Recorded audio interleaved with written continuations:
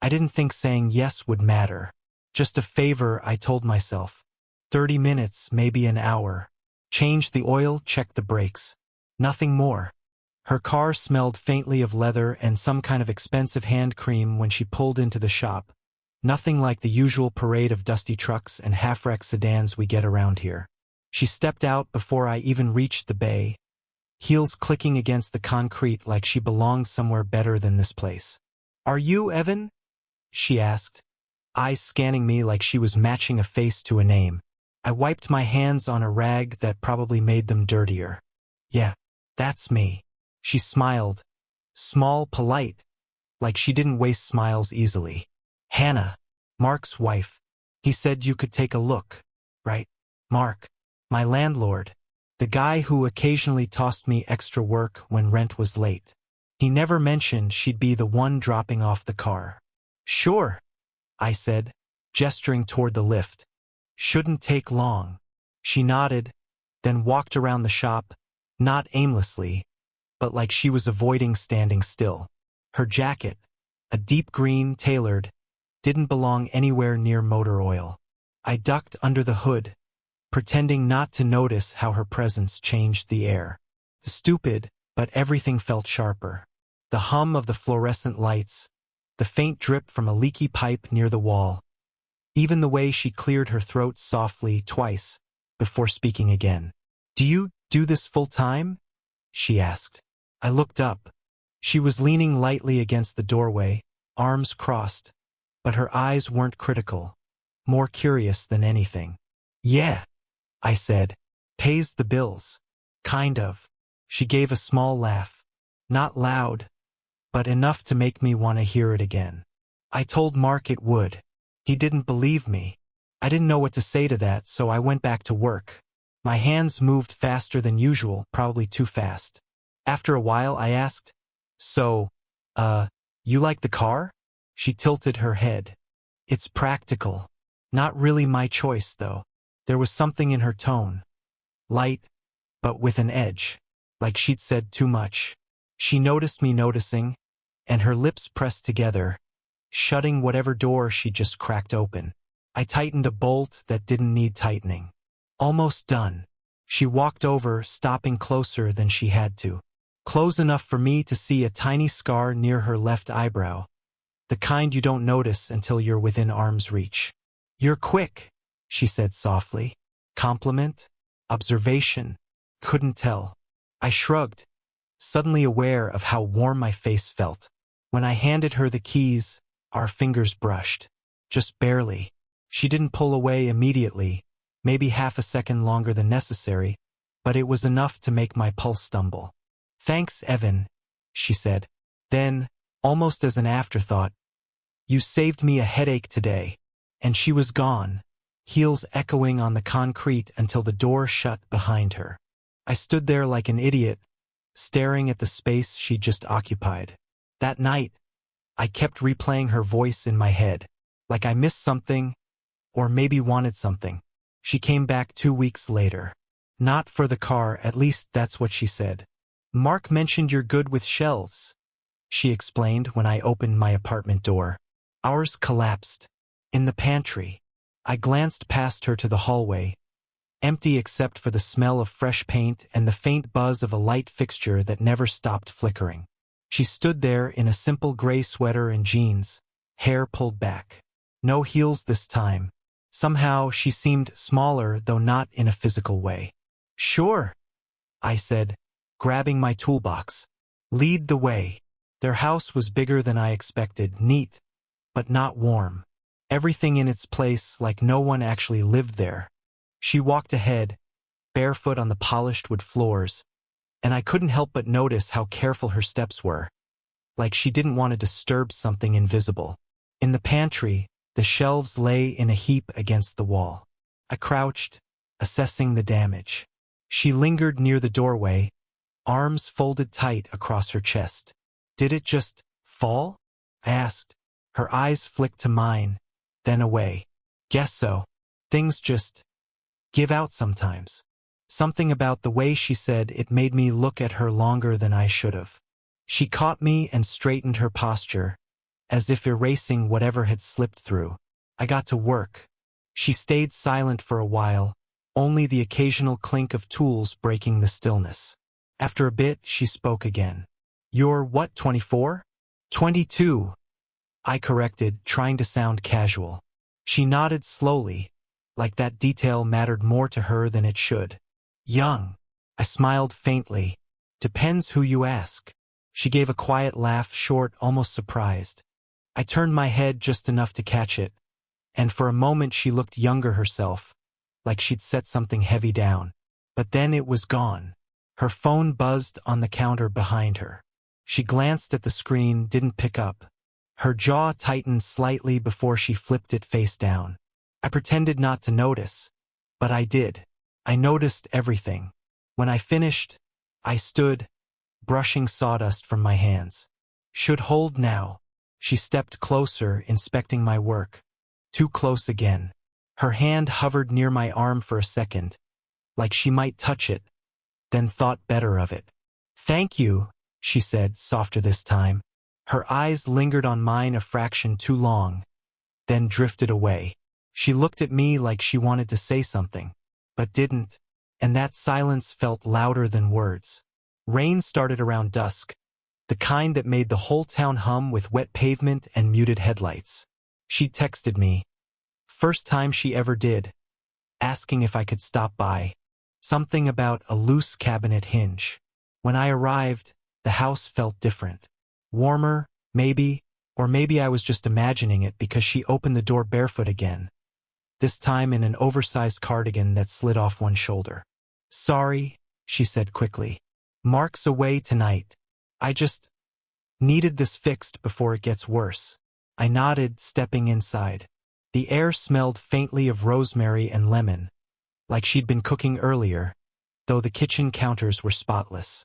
Too spotless. The hinge took 5 minutes, maybe less. She hovered anyway, leaning on the island, watching me like she couldn't decide if she wanted me here or not. "You're quiet tonight," she said finally. I glanced up at her. "So are you." Her lips curved slightly, not quite a smile. "Fair enough." When I finished, I lingered longer than I should have, wiping down the counter unnecessarily. She didn't move either. The rain outside grew heavier, tapping against the windows like fingers. "Do you ever?" she started, then stopped, shook her head. "Never mind."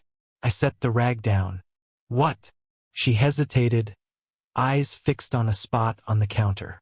"Forget what you were supposed to want?" The question hit harder than I expected. I didn't know what to say, so I didn't. She finally looked at me, really looked, and for a moment it felt like we were standing on the edge of something neither of us had language for. Her phone buzzed again, sharp against the quiet. She didn't check it this time, just reached over and turned it off entirely. I don't know why that made my chest tighten. "You should probably—" She gestured vaguely toward the door, but her voice lacked conviction. "I know," I said, though my feet didn't move. A long pause stretched between us, filled with nothing but rain and whatever we weren't saying. She stepped closer, close enough that I could see the tiny freckles across her collarbone. My hand lifted almost on its own, stopping just short of hers on the counter. My hand was halfway to hers when she said, "You should go now," and I did. But only my body left that room. I don't remember how I ended up there again. Maybe I told myself it was to return her screwdriver. Maybe I just wanted to see if she'd still leave the porch light on when Mark wasn't home. She answered in a loose bun and a tired expression that didn't go away when she saw me. "Come in," she said quietly, stepping aside. We didn't talk much. I set the screwdriver on the counter. She poured 2 glasses of water. No wine, no coffee, just water, like she didn't trust herself with anything stronger tonight. We sat across from each other at the small kitchen table. Rain again, lighter this time, brushing the windows. "You ever feel—" she started, then stopped. Her fingers traced the rim of her glass. "Like you're living someone else's life?" I blinked, unsure if I was supposed to answer. "Sometimes," I said finally. "Why?" She gave a small shrug, eyes on her glass. Doesn't matter. It matters enough to ask. That made her look at me. Really look. Something sharp in her gaze, like I'd called her bluff without meaning to. Evan, she said, and my name in her mouth sounded softer than I'd ever heard it. What are we doing? The question sat between us like a live wire. I opened my mouth, closed it again. I wanted to say I didn't know, but that would have been a lie. I did know. We were circling something we weren't supposed to touch, and every time I left, I wanted to come back more. Instead, I said, nothing. We're not doing anything. Her laugh was quiet and bitter, like it hurt, right? We fell into silence again. This one felt different, heavier, almost unbearable. She leaned back, arms crossing like she was trying to hold herself together. I leaned forward, elbows on the table, unable to stop staring at her. You can't keep looking at me like that, she whispered finally. Like what? Like you see me. I didn't know how to answer, so I didn't. Minutes passed. Maybe hours, I couldn't tell. She stood eventually, moving toward the sink. I thought she was going to tell me to leave. She didn't. She just stood there, back to me, hands braced on the counter. I wanted to say something to break the tension, to make this less than what it was becoming. Couldn't.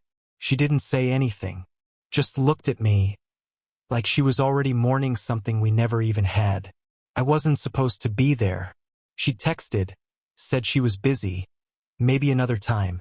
But then my phone buzzed again hours later, just one word. Come. When I walked in, she was sitting on the floor of the living room, legs crossed, a small wooden box open in front of her. The lights were low, one lamp on in the corner casting a warm pool around her.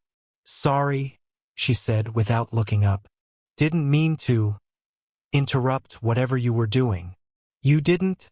I replied, setting my jacket on the arm of the couch. What's that? She held up a photo. Edges worn, colors faded. A man, early 30s maybe, stood grinning on a dock, arm wrapped around a woman who looked enough like her to be her younger sister. Or her years ago. My brother, she said finally, was. He died when I was 25. I sat down across from her, careful not to touch anything. He used to fix everything for me, she continued, voice low. Car trouble, broken chair, bad days. Didn't matter. He'd show up. Always. Then one day, she trailed off, staring at the photo. I didn't ask what happened. I didn't need to. You remind me of him sometimes, she said, eyes flicking to mine for a heartbeat before dropping again. Not how you look. Just the way you show up. Something tightened in my chest. I wanted to tell her I wasn't him, that I wasn't anyone's ghost. But the way she said it, it didn't feel like a comparison. Felt like trust. I reached out, stopped just short of touching her hand resting on the floor.